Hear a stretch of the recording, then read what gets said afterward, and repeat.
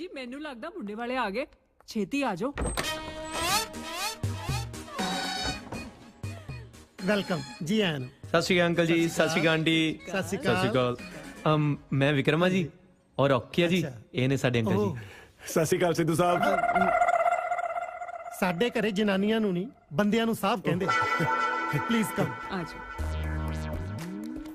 ਚੱਲ ਹੁਣ ਇੱਧਰ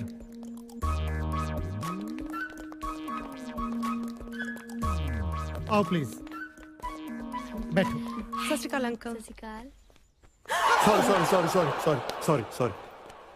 ਕੀ ਗੱਲ ਸੋਫੇ ਦਾ ਸਪਰਿੰਗ ਬਾਰ ਸੀ ਜਿਹੜਾ ਇਹਦੀ ਗੋਦੀ 'ਚ ਬਹਿ ਗਏ ਹੋ? ਉਹ ਨਹੀਂ ਜੀ, ਬਸ ਜਵਾਨੀ ਵੇਲੇ ਮੈਂ ਆ ਬੱਚਿਆਂ ਨੂੰ ਗੋਦ ਲਿਆ ਸੀ, ਹੁਣ ਬੁਢਾਪੇ ਵੇਲੇ ਕਦੇ ਕਦਾਈ ਬੱਚੇ ਮੈਨੂੰ ਗੋਦ ਲੈ ਲੈਂਦੇ ਜੀ। ਹੱਥ ਨੂੰ ਹੱਥ ਹੁੰਦਾ ਤਾਂ ਬਥੇਰੀਆਂ ਹੀ ਸੁਣਿਆ ਸੀ, ਗੋਦ ਨੂੰ ਗੋਦ ਵੀ ਹੁੰਦਾ, ਇਹ ਅੱਜ ਪਤਾ ਲੱਗਿਆ। ਬਾਈ ਦਾ ਵੇ ਬੇਟੇ, ਕੀ ਸ਼ੁਭ ਨਾਮ ਤੁਹਾਡੇ ਅੰਕਲ ਦਾ? ਮੇਰਾ ਬਸ ਬੱਚੇ ਬਚਪਨ ਤੋਂ ਮੈਨੂੰ ਪਿਆਰ ਨਾਲ ਅੰਕਲ ਜੀ ਕਹਿੰਦੇ ਨੇ ਜੀ। ਛੋਟੇ ਹੁੰਦਿਆਂ ਦਾ ਘਰਦਿਆਂ ਨੇ ਕੋਈ ਤਾਂ ਨਾਂ ਰੱਖਿਆ ਹੀ ਹੋਊ ਕਿ ਐਡੇ ਕੁ ਨੂੰ ਇਹ ਅੰਕਲ ਜੀ ਕਹਿੰਦੇ ਸੀ? ਤੁਹਾਡੀਆਂ ਸਾਰੀਆਂ ਗੱਲਾਂ ਠੀਕ ਨੇ ਅੰਕਲ, ਪਹਿਲਾਂ ਇਹ ਤੇ ਪੁੱਛ ਲਓ ਸਾਡੇ ਅੰਕਲ ਦਾ ਨਾਮ ਕੀ ਆ। ਇਹ ਨੇ ਮਿਸਟਰ ਬਰਾੜ। ਇਹ ਤੁਹਾਡੇ ਦੋਹਾਂ ਚੋਂ ਟਿਊਬਲਾਈਟ ਕਿਹਨੇ ਪਸੰਦ ਕੀਤੀ ਹੈ? ਜੀ ਮੈਂ ਬੇਟੇ ਜਦੋਂ ਇਹ ਮੈਂ ਕੁਐਸਚਨ ਪੁੱਛ ਰਿਹਾ ਸੀ ਉਸ ਵੇਲੇ ਤੁਸੀਂ ਦੂਰ ਕਿਤੇ ਜੰਗਲ ਪਾਣੀ ਗਏ ਹੋਏ ਸੀ? ਨਾ, ਜਮਾ ਮੁਸ਼ਕਿਲ ਨਹੀਂ ਹੋ ਜੀ ਘਰ ਲੱਭਣ ਚ। ਮੈਨੂੰ ਲੱਗਦਾ ਹੈ ਸਟੇਸ਼ਨ ਗੱਤ ਫੜਦਾ। ਮਖੌਲ ਕਰਦਾ ਹੈ। ਓਹ, ਅੱਛਾ ਟੀਚਰ। ਬੇਟੇ ਕੀ ਬਿਜ਼ਨਸ ਆ ਤੁਹਾਡਾ? ਹਾਂਜੀ, ਬਹੁਤ ਪਿਆਰ ਕਰਦਾ ਜੀ ਤੁਹਾਡੀ ਬੇਟੀ ਨੂੰ। ਇਹਦਾ ਬਿਜ਼ਨਸ ਤਾਂ ਆਪਣੇ ਘਰ ਹੀ ਚੱਲਦਾ, ਮੈਨੂੰ ਪਤਾ ਹੀ ਨਹੀਂ। ਮਖੌਲ ਹੈ ਡੈਡ। ਓਹ ਕਿਡਿੰਗ।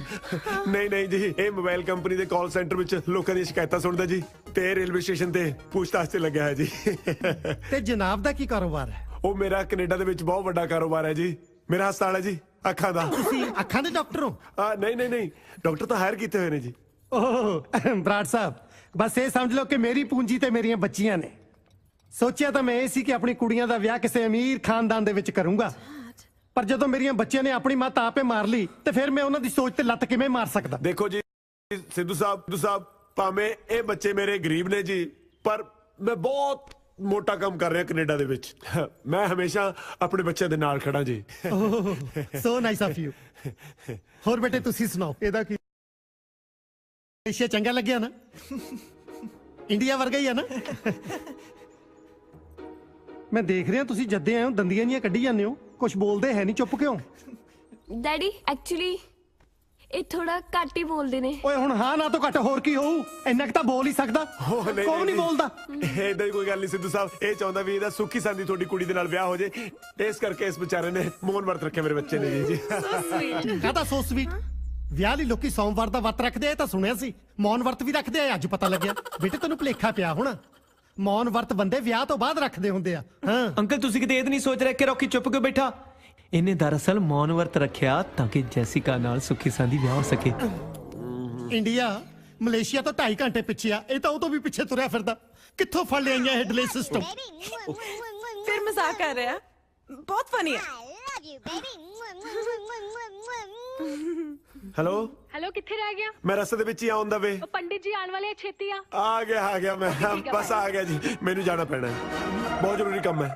ਆ ਮਲੇਸ਼ੀਆ ਵਿੱਚ ਜ਼ਰੂਰੀ ਕੰਮ ਪੈ ਗਿਆ? 2 ਡਰੱਗ ਸ਼ਾਪ ਮਿਲ ਰਹੀਆਂ ਨੇ ਇੱਥੇ ਵੀ ਜੀ, ਬਸ ਉਹਨਾਂ ਦੇ ਡੀਲਰ ਦੇ ਫੋਨ ਆ ਜਾਂਦੇ ਆ। ਬਸ ਸੌਦਾ ਪੱਕਾ ਕਰ ਲੈਣਾ, ਆਪਦੇ ਨਾਂ ਤੇ ਰਜਿਸਟਰੀ ਕਰਾਉਣ ਤੋਂ ਬਾਅਦ ਨਾਲ ਦੀ ਨਾਲ ਬਸ ਬੱਚਿਆਂ ਦੇ ਨਾਂ ਤੇ ਟ੍ਰਾਂਸਫਰ ਕਰ ਦੇਣਾ ਜੀ। ਜੇ ਇਹ ਗੱਲ ਆ ਫਿਰ ਖੜੇ ਕਿਉਂ? ਭੱਜੋ। ਮੈਂ ਤਾਂ ਤੁਰਿਆ ਨਹੀਂ ਜਾਂਦਾ, ਇਹ ਭੱਜਣ ਨੂੰ ਕਹੀ ਜਾਂਦਾ। ਹਾਂ ਜੀ, ਬਸ ਕੁਛ ਨਹੀਂ ਜੀ, ਗਿਆ ਤੇ ਆਇਆ, ਬਸ ਸਮਝੋ। ਬਸ ਅੰਦਰ ਕਿੱਥੇ ਚੱਲੇ? ਮੈਂ ਅੰਦਰ ਆ ਗਿਆ। ਉਹ ਬਸ ਜੀ, ਜਿੱਦ ਸਾਹਿਬ ਦੇਖ ਰਿਹਾ ਸੀ ਤੁਸੀਂ, ਮਕਾਨ ਬਹੁਤ ਸੋਹਣਾ ਬਣਾਇਆ ਜੀ। ਆ ਬੇਟਾ ਰੌਕੀ, ਹੈ ਬੇਟਾ ਮੈਨੂੰ ਬਾਹਰ ਦਾ ਰਸਤਾ ਦਿਖਾਓ। ਬਾਹਰ ਦਾ ਰਸਤਾ ਦਿਖਾਓ? ਮੇਰਾ ਮਤਲਬ ਹੈ ਬਾਹਰੋਂ ਅੰਦਰ ਆਉਣ ਦਾ ਰਸਤਾ ਦਿਖਾਓ। ਲੈ ਚਲੋ ਬੇਟਾ, ਲੈ ਚਲੋ। ਓਕੇ ਸਿੱਧੂ ਸਾਹਿਬ, ਸਤਿ ਸ਼੍ਰੀ ਅਕਾਲ ਜੀ। ਬਸ ਗਿਆ ਤੇ ਆਇਆ ਸਮਝੋ। ਆ ਗਿਆ? ਹਾਂ ਕਾਜਲ, ਆ ਗਿਆ ਮੈਂ। ਚੱਲ ਵੈਰੀ ਗੁੱਡ। ਆ ਤੂੰ ਮੂੰਹ ਨੂੰ ਕੀ ਲਾਇਆ? ਉਹ ਇਹ ਲੱਗਿਆ ਰਹਿ ਗਿਆ। ਉਹ ਕੁਛ ਨਹੀਂ, ਮੈਂ ਦੁੱਧ ਪੀਤਾ ਸੀ ਨਾ, ਮਲਾਈ ਲੱਗੀ ਰਹਿ ਗਈ ਹੋਣੀ ਆ।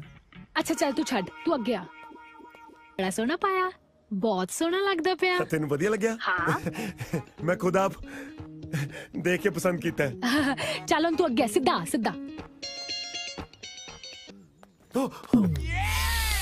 ਰੱਬਾ ਛੋਟੀ ਮੋਟੀ ਥੜੀ ਤੇ ਆਪ ਵੇਖ ਲਿਆ ਕਰ ਤੂੰ। ਚੱਲਣ ਖੱਬੇ ਲੈ ਖੱਬੇ। ਹਾਂ ਠੀਕ ਆ। ਆ ਪਿੱਛੇ ਨੂੰ ਕਿੱਥੇ ਜਾਈ ਜਾਨਾ ਤੂੰ? ਯੂ ਟਰਨ ਲੈ। ਹਾਂ ਮੁੜ ਜਾ ਆ ਜਾ ਸਿੱਧਾ ਹਾਂ ਥੋੜਾ ਖੱਬੇ ਆ ਜਾ। 40 ਸਟੈਪ ਅੱਗੇ ਆਣਾ ਤੂੰ।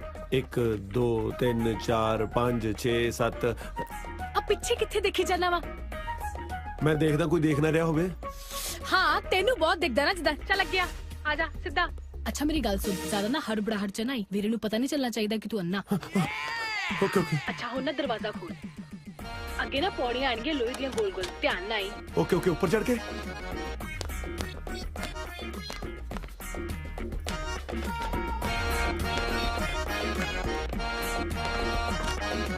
टिंकू आ गया? ਕਾਜਲ अच्छा थोड़ा ना आओ जी भाजी, वेलकम जी, वेलकम।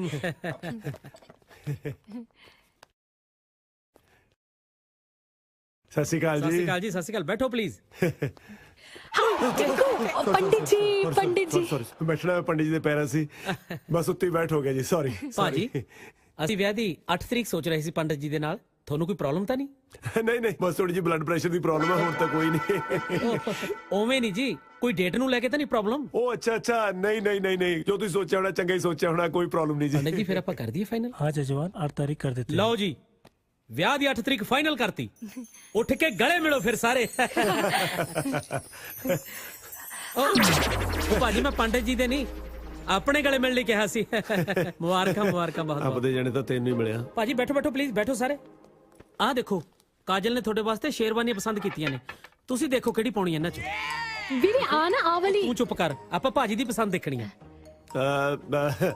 ਹਰਾ ਰੰਗ ਪਾ ਲੂੰਗਾ। ਭਾਜੀ ਹਰਾ ਰੰਗ ਤਾਂ ਕੋਈ ਵੀ ਨਹੀਂ ਇਹਨਾਂ ਚੋਂ। ਸੌਰੀ, ਨੀਲੇ ਰੰਗ ਦੀ ਪਾਉਂਗਾ। ਨੀਲਾ ਵੀ ਕੋਈ ਨਹੀਂ, ਤੁਸੀਂ ਇਹਨਾਂ ਚੋਂ ਪਸੰਦ ਕਰੋ ਭਾਜੀ। ਓ ਬਾਬਾ, ਬਸ ਜੋ ਕਾਜਲ ਨੂੰ ਪਸੰਦ ਹੈ ਉਹੀ ਪਾ ਲੂੰਗਾ ਜੀ। ਵੀਰੇ ਆ ਨਾ ਪਿੰਕ ਪਾ ਲੈਣਗੇ ਹੈ ਨਾ? ਹਾਂ ਪਿੰਕ ਤਾਂ ਮੇਰਾ ਫੇਵਰੇਟ ਹੈ, ਬਸ ਪਿੰਕ ਹੀ ਪਾਉਂਗਾ ਮੈਂ। ਮੈਂ ਨਾ ਲੇਟ ਹੋ ਰਿਹਾ, ਫਿਰ ਮੈਂ ਚੱਲਦਾ ਹਨਾ। ਲੈ ਭਾਜੀ ਏਦਾਂ ਕਿਵੇਂ ਚੱਲਦੇ ਹੋ? ਬਗੈਰ ਚਾਹ ਪਾਣੀ ਪੀਤੇ ਤੋਂ ਕਿਵੇਂ ਜਾਣ ਦੇ ਦਾਂਗੇ? ਆਹ ਦੇਖੋ, ਪਹਿਲਾਂ ਤੁਸੀਂ ਖਾਓ। ਉਹ ਲੱਡੂ ਨਹੀਂ ਬਣਾਏ। ਪਹਿਲਾਂ ਤੁਸੀਂ ਖਾਓ। ਉਹ ਲੱਡੂ ਨਹੀਂ ਬਣਾਏ ਜੀ, ਮਫਲਰ ਬਣਾਇਆ ਤੁਹਾਡੇ ਵਾਸਤੇ। ਉਹ ਅੱਛਾ ਮੈਂ ਖਾਓ ਕਿਹਾ ਗਿਆ, ਐਕਚੁਅਲੀ ਪਾਓ ਕਹਿਣਾ ਸੀ। ਪਹਿਲਾਂ ਤੁਸੀਂ ਪਾਓ। ਲੇਟ ਹੋ ਗਿਆ, ਫਿਰ ਮਿਲਦੇ ਹਾਂ ਬਸ। ਚੰਗਾ ਜੀ,